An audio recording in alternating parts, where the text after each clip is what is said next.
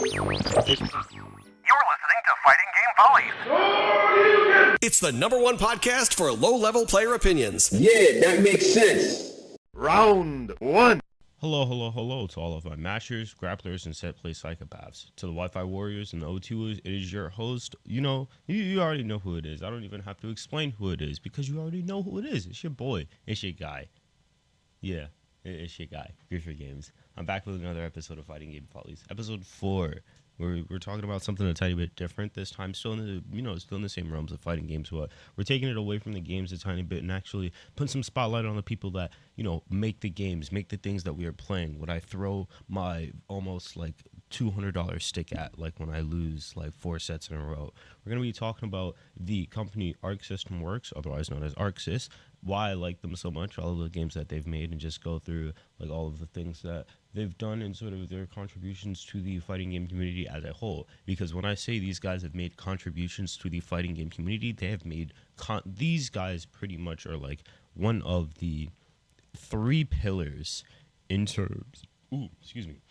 These guys are like probably like one of the 3 pillars in terms of like fighting game developers. The other 2 being like NetherRealm Studio and Capcom. Like when I say they have their foot in their stockhold here, they have their foot in their stockhold, and that's because they have a very big sort of like niche genre that they hold on to. But we'll talk about that a tiny bit later. Once again, thank you so much for coming in, talking with us. You're like tuning in and listening to me. I really do appreciate it. 4th episode. I'm just staying strong. 4th episode in. Also, I like after or during this recording, it's the day after Thanksgiving, so happy belated Thanksgiving to everyone who celebrates it. To those who don't celebrate it, just still thank you. I'm very grateful for you guys to like still come in, listen, and everything. I really do appreciate it. But with all that out the way, with my introductions and whatnot done, I say we actually get into this and talk about our first talking point here, which is obviously history and all of that jazz. Because like what. You don't really learn unless you know the history of what you're doing. So, Arcsys Works, to give you a very long story short, Arcsys Works was founded in May 12 of 1988, which is a very long time ago. Right now, they're currently focusing on fighting games, but they do other things as well, such as like platformers, actions, beat 'em ups. Like they have their stockhold in a lot of genres. And with a game company being around for all the way up since like 1988, you would assume that they would have dabbled their foot in at least like everything. I think the only thing that they haven't really touched up on is like shooters. Let me actually see if they have, because I don't even know if they have. No shooters. But RPGs, roguelikes, Sims, sports, strats, they pretty much have their like place in almost every genre, save for like a few others and like some other niche genres. But they have their spots everywhere. These guys aren't really ones to like mess around. Like these are top dogs. These are not top dogs, but these are people. These are guys. They know what they're doing. They've been at this for a while. So that's a little brief history on Arcsys Works. Like I said, they're currently focusing on fighting games right now, which I'm very grateful for. If I'm not mistaken, I think like the last the last decade has pretty much just been dedicated to like fighting games and a few other like smaller projects and whatnot. Like what are they called? Not roguelikes, and it's not roguelikes, and it's not Metroidvanias. It's side scrollers. I'm forgetting it. I'm gonna forget now before I like spend the rest of this episode like trying to remember what the like game genre is. But they have their place in a lot of things. They've been doing a lot of things, and they're right now currently focusing on fighting games, which I really do enjoy. They've been making a lot of fighting games recently, like just to name a few. Like you got some of the more recent ones like Guilty Gear Strive, DNF Duel, Under Night In-Birth, Guilty Gear Xrd, BlazBlue Cross Tag, like just BlazBlue Central Fiction, BlazBlue Cross Tag. They have and Kill la Kill If, which was one of their first like few 3D fighters actually, which was cool. But these guys aren't really ones to be messed with. They know what they're doing. They're top dogs. They've been in the game. They have a lot more than just simple skin in the game. they've been at this for a while, and I feel like they've sort of perfected the formula and what they're doing. And I feel like over it's that like having their formula sort of perfected, and also one other thing that they have sort of done, which I feel like is the reason why they're so popular in like fighting game history as a whole, and just like fighting game culture. And it's also because of a big thing as well, and that's due to the fact that if you go back and look at all of the if you look at all of the games that I just listed, DNF Duel, Under Night in Birth, Guilty Gear Strive, Kill la Kill If, Dragon Ball Fighters, like if you look at all of these games, you will see that there is a very apparent theme in all of them, and that is the fact that they're all, and excuse me for saying this, they are all anime fighters. And I hate that I have to distinguish it as anime fighters, because technically every fighting game is an anime fighter. But these guys, like when I say anime fighters, I'm talking about tropes galore. Like you got rivals, you got like, it's, when I say anime, it's just, I can't even explain it. That's how like deep rooted it is. It's just anime, dude. Like, got girls slinging guns, like you got like super like ridiculously buff dudes like doing things that are impossible, convoluted and super confusing stories and everything. Like, geez, just Guilty Gear and Blaze Blue like already take the cakes for like super confusing stories. But these guys have a big stockhold, and that's mainly due to the fact that they focus primarily on anime fighting games, which the other two like big pillars that I said, being NetherRealm Studios and Capcom, they don't really focus on those all too much. Like, obviously, you know, you have Capcom, which does like more realistic fighters. Like, they stay more in line with like actual human proportions and whatnot, and like try and make things as realistic as possible. They're deep seated in the real world. And then you also have NetherRealm Studios, who are also more deep seated in said reality, but they make it way more like bloody and gory and whatnot. Like, their whole goal is to gross you out. Capcom's whole goal is to like sort of be more realistic and have like more function over form. But Arcsys, when Arcsys steps out with a game, they step out, and they step out with flair. They step out with style. It's like these guys dress like the Met Gala every single day, and that like the style that they have for all of their games is a very big like point of that, and like sort of the whole reason why it's so like anime. Because when you look at games like, and this is also like something extremely important as well, but when you look at games like Guilty Gear Xrd, Strive, not Blaze Blue because that's like that's still like sprite based, Kill la Kill If, DNF Duel, Dragon Ball Fighters, you look at all of these games and you see that they have like an almost one-to-one style with how like traditional like Japanese modern like anime is, and how it's like shown on TV, and they were able to replicate that into fighting games, which is sort of that's how the Guilty Gear series sort of got its like claim to fame back in like the Xrd days and whatnot, like in the 2010s, because they pretty much like modernized and made it an entirely like new system of cell shading and everything. Like the technology that they like did, and like just the overall like ideas that they came up with in order to like have this certain cell shaded style and make everything look as like nice and breathed in and realistic as possible, while still keeping that like same anime feel from like their older games like Guilty Gear like X or like Action Core Plus and whatnot. It's really amazing. I know that there's a video on like the whole thing and how they have the style set up and whatnot. It's like passing me, but like when I said Evil Moment 37 was like a big piece of fighting game homework that you need to check out, if you want to get into like Arcsys fighters and whatnot, I feel like that is also another piece of homework you should probably do, because like just having this, it's not only is it just like nice to know and it's really interesting to understand, but you also gain an appreciation for it as well. Because I remember all the way back in like the extra days where I was sitting there watching the trailers and whatnot, and I was like, oh, there's no way this game, like, it looks really good, but there's no way that this game is like 3D or something, because it, like, there's no way they wouldn't be able to. And then you see the camera spin around the characters, and it's like completely realized 3D models. That was insane. It was insane. I literally can't explain. It was crazy.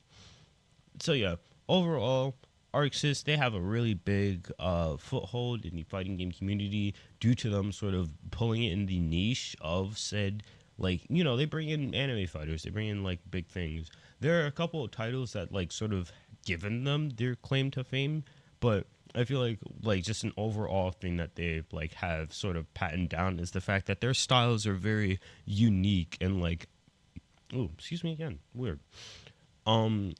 Their styles in terms of how they like animate, how they do things, it is very unique, and you can like see, like you can tell an Arcsys game just like looking at box art, just looking at like sprites, you can tell that it is an Arcsys game from how it is drawn, from how it is visuals wise. You can tell, like music wise, you can sometimes tell. Like, 'cause it just has its very own unique and diverse style that not a whole lot of other fighting games really have, and that's sort of what made it like stand out of the other like big three fighting game competitors, which is nice. That's something that you always like to see, like originality and diversity, because I know Capcom sure was not going to make a fighter like anything like DNF Duel. I know for a fact they were not going to do anything like Kill la Kill If. I know for a fact they were not going to do like Arcana Heart 3, because our Capcom's not touching that. Mortal Kombat lower, Injustice, what the excuse me. NetherRealm, I'm listing off their game titles and not like the actual company. NetherRealm is not touching Arcana Heart. Capcom is not touching Chaos Code. I'm glad Arcsys is here and just like going. They're letting the intrusive thoughts like win. They're doing what they want, and anytime that they do, it's always something really cool and really interesting. So that's sort of like one of the many reasons why I really like Arcsys. It's just their style, like their whole foothold on the community, their uniqueness, like just everything about them sort of like oozes originality, which I find fun. Round 2. So like I said earlier, a few games that really put Arc System Works in the spotlight, you know, the Guilty Gears, Dragon Ball Fighters, BlazBlue, all of these games sort of put Arc System Works onto the spotlight and really sort of shown off the style and what these guys were able to do. And I sort of want to touch on a few of these in specific, like mainly, obviously, like the three that I just mentioned, Gear, Fighters, and BlazBlue, because these three to me are sort of what kickstarted the modern day era for Arc System Works. And I sort of want to like just like touch on that. So obviously the game that I've been playing for a while, like, you know, you have Guilty Gear, like Strive, Action Core, all of the like really older games and whatnot. And basically you have this guy, I'm not gonna go into like the big history of it, but you have this dude comes in, he's like, hey, I want to like make a fighting game by myself, and then he does it by himself, like does art, he does art, voice acting, music, like he literally does almost everything. And this sort of starts the trend for what the Gear series and what Arc System Works would be doing for their fighting games in general. And so this guy, whose name shall not be named because we'll be talking about him, we will go way more into depth about him later. So yeah, but basically this sort of starts and like kickstarts the fire for the Gear series in general.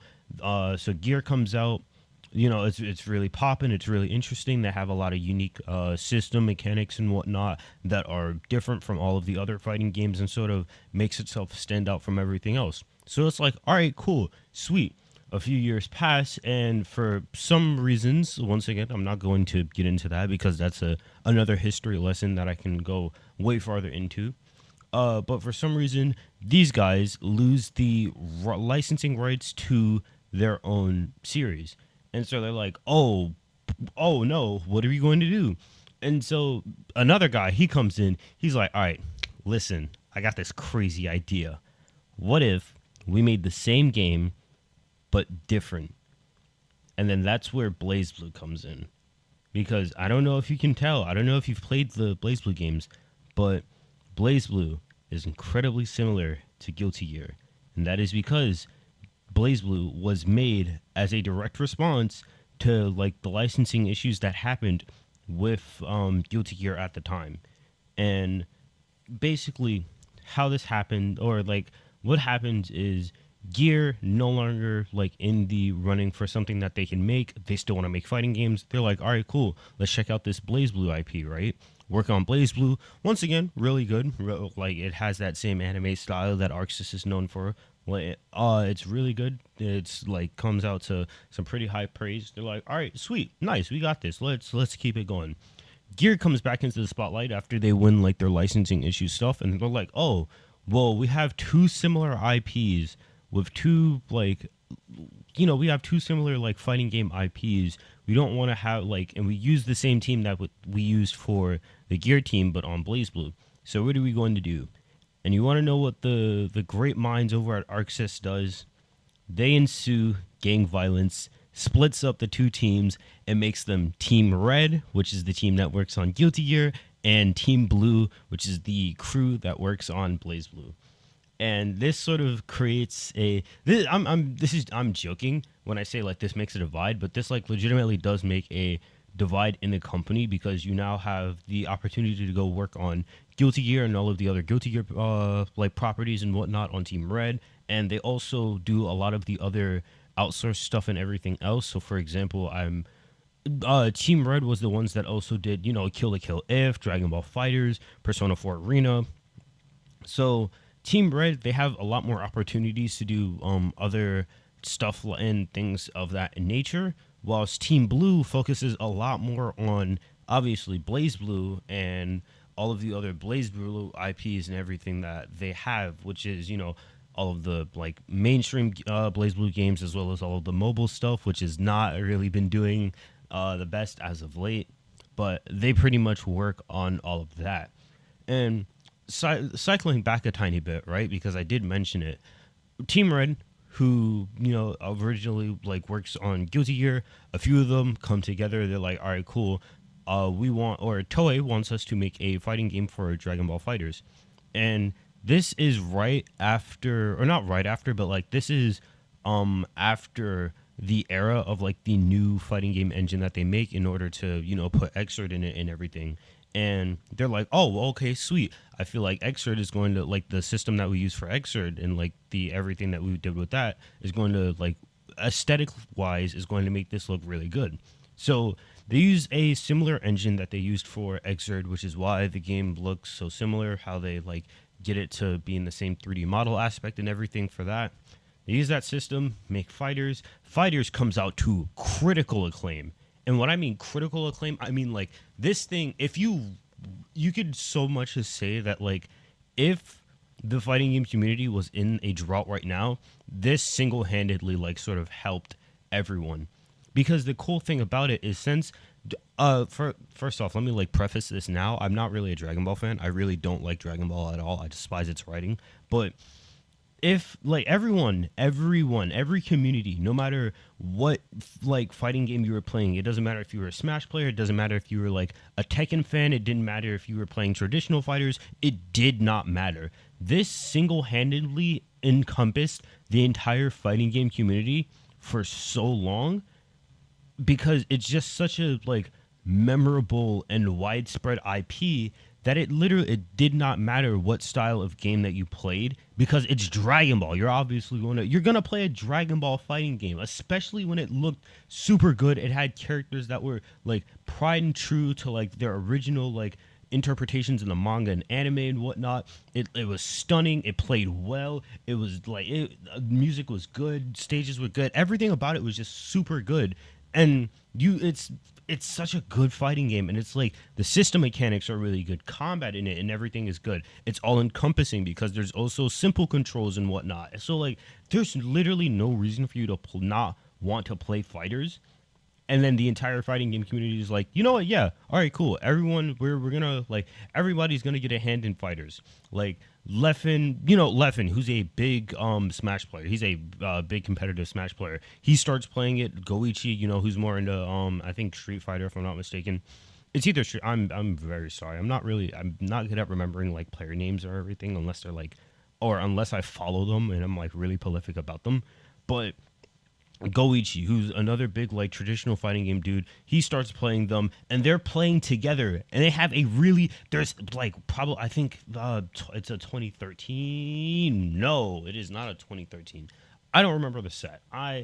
There's just a set between Goichi and Leffen. It is literally the most prolific set in the entire like Dragon Ball FighterZ like history of that game. Like more homework. If you want to like go look up that set because I don't remember it. It's like slipping, I'm slipping because it's right on the tip of my tongue, but I don't remember it. But fighting game homework. If you want to go check out that set, go check it out. It is really good. Commentary from like Yipes and the other. I'm sorry, I'm forgetting a lot of names.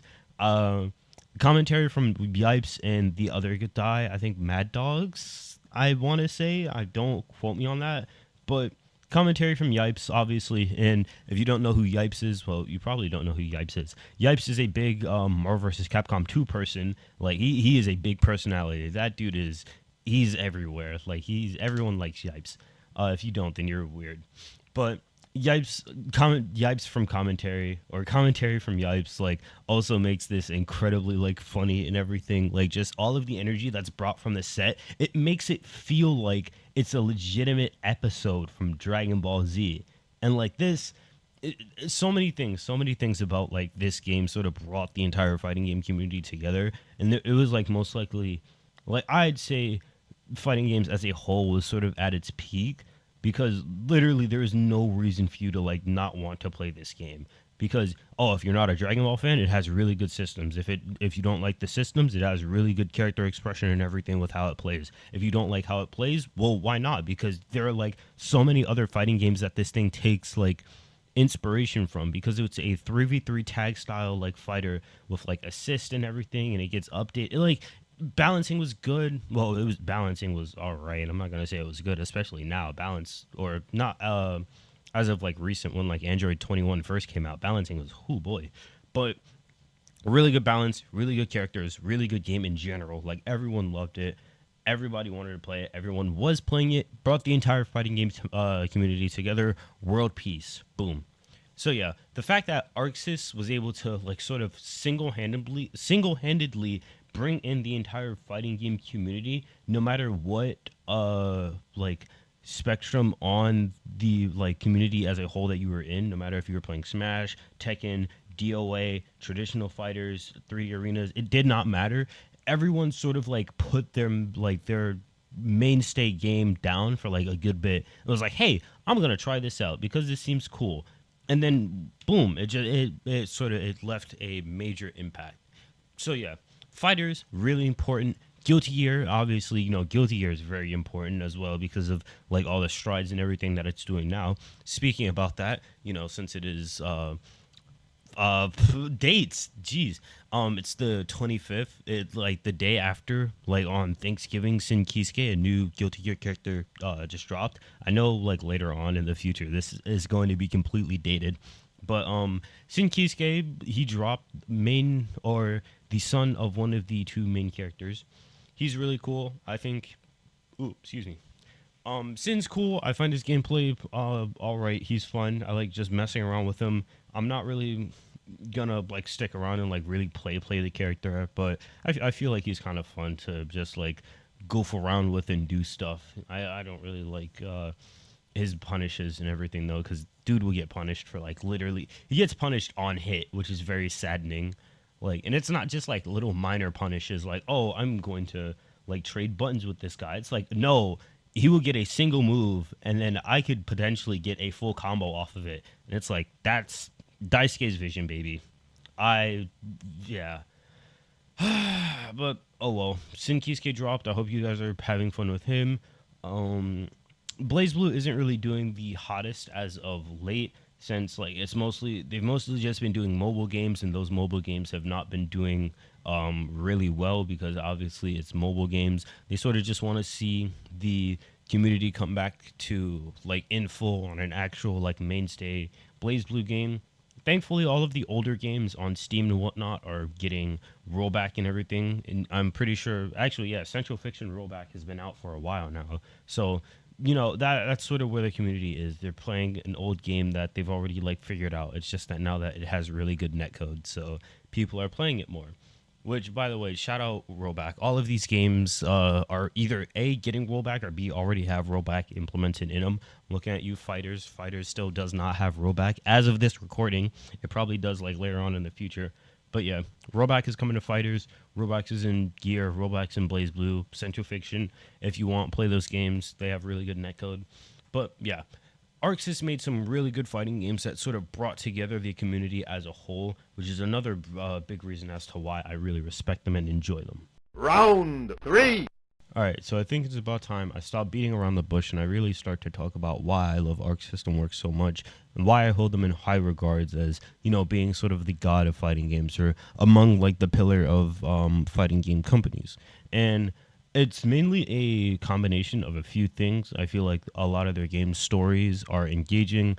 Being a writer and whatnot, like I think it's always cool seeing how so many different people can pull inspiration and references from like the same sort of material and like spin it in a new way and make it like interesting and whatnot. I feel like all of the stories that they sort of tell for their original fighting games and everything are always like really cool. Especially in, I think it's goofy in some instances, like for instance in BlazBlue, BlazBlue's story is a lot of time travel shenanigans, Black Beast, like they have their own Avengers crew that takes down the Black Beast. It's a lot of like convoluted garbage stuff. Same thing with Guilty Gear. It's just that like Guilty Gear is. Okay, if I have to explain the stories of like BlazBlue and Guilty Gear right now in like very small things, I would say for Guilty Gear, let's say Y2K actually happened. They replace they replace technology with magic. Dude gets magic injected into him. It finds the guy that like injected magic into him and like also save his girlfriend. Right, and that's Guilty Gear. BlazBlue is just time shenanigans. It's like just a bunch of time travel garbage and nonsense. It's stupid, it's dumb, it's funny, but overall, I just really like a lot of the writing and everything that like all of these great and creative minds are able to come together and like produce and then like just have this out to us so that we would be able to experience it. And I also like being able to take some of the things, like take some of the blocks that they lay out, like break them down into their most like simplest building blocks and then like see what I can do with those as well. And like it's sort of like a challenge to myself as a writer as I get to like sort of see, okay, what can I do with these same building blocks that are different from the people that have already done good before me. And I just like doing that, like sort of just to challenge myself and to like see if I can really understand not only the content that I'm consuming, but if I can like sort of regurgitate it and like push it out as a medium that is also easy to like it's more easier to understand for other people. That's sort of the reason why I do a lot of the Guilty Gear breakdown themes and whatnot and all of the Daisuke dissects, because I feel like that right there is already an entry like level way to bring more people in who want to experience the game but don't really want to do all of the homework and everything that like comes into Guilty Gear lore, because once again that is a lot of stuff. It's very weird. But I might do the same thing for BlazBlue if I really feel like if a new BlazBlue game comes out and like it's similar to Gear, like obviously still keeping the same like 2D sprite style that it's like known for and everything, just give them like lyrical stuff. I will do my homework. I play Central Fiction already like every now and again. Like I think the game's kind of fun, but like if I need to and I really enjoy the game, I will sit down and like go throughout the entire like BlazBlue lore and like start doing like character themed dissect videos for that as well. But I really enjoy I really enjoy all of the storytelling and all the many ways that it's done. I feel like it's really engaging and everything, and it's just overall like a nice experience and like just to sit down and read and whatnot. But that's sort of one of the many reasons that I like it. Another thing that I really love about Arcsys as a whole is just game systems. A lot of the game systems that they use are very interesting, and it's stuff that you don't find in other fighting games. Like, what other like game do you know that isn't like directly inspired by Guilty Gear or like Blaze Blue that has things like burst, like Roman cancels, like it's just like the things like not the Yomi counter because that's I think that's Fantasy Strike. That's the game, but like there's just so many interesting things and like ways that they come up with like system mechanics and whatnot, and how they like translate like already pre-existing things into like a new medium that it like has to be put into. Like for example, because I love me some Blaze Blue cross tag battle, right? But let's actually look at the parent like game for one of Blaze Blue's inspirations, right? Let's look at Persona 4 Arena Ultimax. If you don't know, Persona is basically a game where you have like a little ghost friend. I say little, but those things are huge. You have a ghost friend that like sort of helps you out in an alternate like world, right? Simplest way I can put it. This ghost friend, like in the fighting games, which are called personas, right? And you would expect it to be like sort of like a puppet character where you would have to control it separate from your character.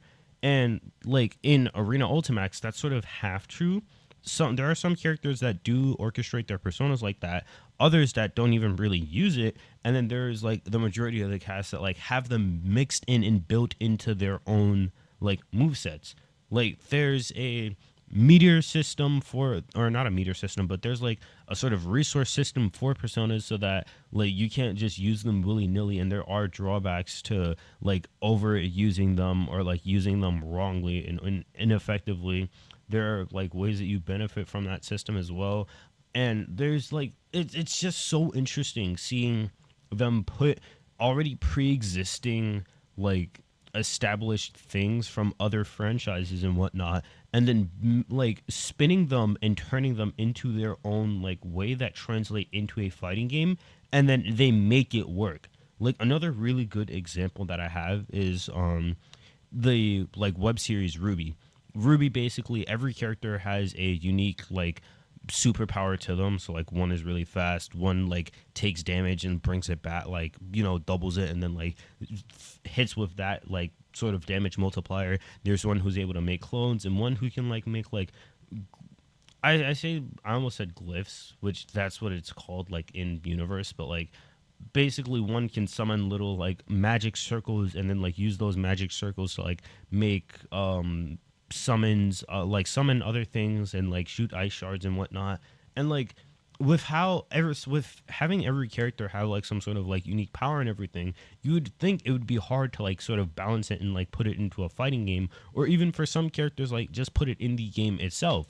But no, because like I said, once again, Arcsys does a really good job, because in BB Tag, all of the characters, like all 5 Ruby characters, despite being a main part of it, which I'm still kind of pissed at. Arcsys, I really wanted to see Adam. I would have liked to see Adam Taurus, Cinderfall. There are a lot of characters who I feel like they should have put more like Ruby characters into all of the packs and whatnot. But whatever, that game's over and through with.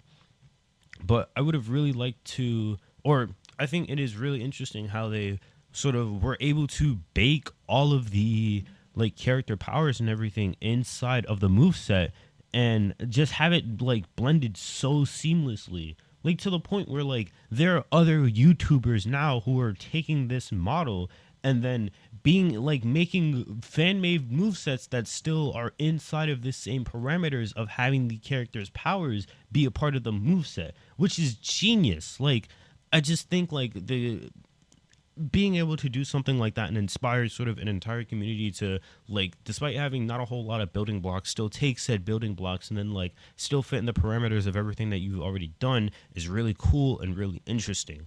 Which is like that's another thing. I feel like the way that they make movesets, I feel like the way that they orchestrate combat and everything is just it's mind blowing. I really do enjoy it.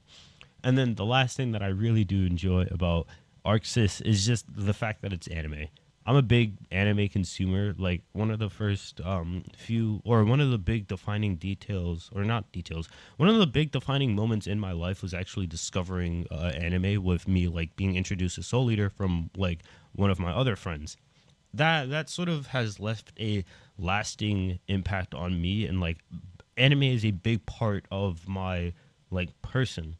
And just having a fighting game that where like having a fighting game where it's like super over the top, body proportions are like thrown out the window. You have characters that are able to like control fire in like stupid ways. Everything's convoluted. There are like things that just straight up don't make sense. I think it is incredibly fun, and I find like stories like that where like just realism and reality and everything is just like thrown out the window. I think it's fun. I think the characters like who might still be not real but still have like real human traits and everything to them. I find those to be really cool and interesting because it also opens up like a layer of, despite this being not human, despite this being like not real, these are still real people and they orchestrate real human emotions, no matter if they're like demi-humans, beast men, or like anything. And I just think it's cool. However, I feel like that's still like sort of just wrapping it back to the like story aspect, but I still think like having those anime tropes and everything in it are just like fun. I like it. But overall, that's all of the like things that I like about Arc System Works and why I feel like they are the gods of the anime fighting game industry, like just sort of as a whole. Like don't get me wrong, they've had some games that have flopped. They have like some games that didn't really perform, like the big 3 titles that I just like said here, but that doesn't mean that they still are bad games. Like they all have something interesting and unique to them that like makes you want to go out and like investigate some more, see if the system can be turned around and like changed for a different game, which I think is always nice. Like nothing is truly really like forgotten or like thrown away in Arcsys games. It always comes back in some way, shape, or form, which I feel like is really cool. But overall, that's why I really like Arc System Works. That's why I feel like these guys are like sort of top dogs in the fighting game community and everything. And why I really enjoy like their games. But that should be enough rambling from me. I've been talking about these guys for like 30 minutes now, I think. I really can't say anything more about them. I just feel like if you haven't already tried to play an Arcsys fighting game, I feel like everyone should at least try it at least once. Like sometimes it can be very confusing. Sometimes it can be like weird or jarring to try and pick up, but I feel like it's an experience that every like fighting game player should have at least once in their life, because having the same genre be flipped onto its head and sort of spun in a different direction from your Street Fighters, your Tekkens, your Dead or Alive, your Mortal Kombats, I feel like it's always just like interesting to see a new like take and perspective on something that's already like clear cut and dry. I mean, you do have games like Smash that have sort of like already like flipped it on its head once, but that Smash is a different story. But once again, I've said that's enough from me like 3 times already. But yeah, that's Arc System Works. That's their whole spiel. That's why I enjoy them, and that's overall going to be today's episode. If you enjoyed, then be sure to do all of the necessary stuff like follow the podcast and whatnot. Be sure to follow me on my socials and everything. I'm like completely blanking out. I just spent like 30 minutes talking about these guys, and I'm trying to like get all my thoughts together. But once again, thank you so much. I hope you had a happy Thanksgiving. If you don't celebrate Thanksgiving, I hope you just had a happy day. Be sure to keep yourself safe and everything. End of the year's almost coming up, so yeah, get those debit card and credit cards out for Christmas, because ooh boy, when those Christmas sales happen, best believe I'm gonna be here like screaming about all of the games that you should be buying that are on discount, that are just like out and about. Like Christmas is probably one of the better times to like start getting into fighting games, because like it's going to be discounted, everyone's going to be getting into it. So yeah, if you haven't already, try getting into some games now. Like if you're like wait for Christmas or like a December Steam sale or everything, and then just like check that out. Next week we might have something a little special planned, we might not. that's sort of up for you to check out and look at. But no spoilers, no spoilers, no spoilers. So yeah, once again, thank you so much for checking out today's episode of Fighting Game Follies. It's your host, Griefer Games, and I will see you in the next one. Peace.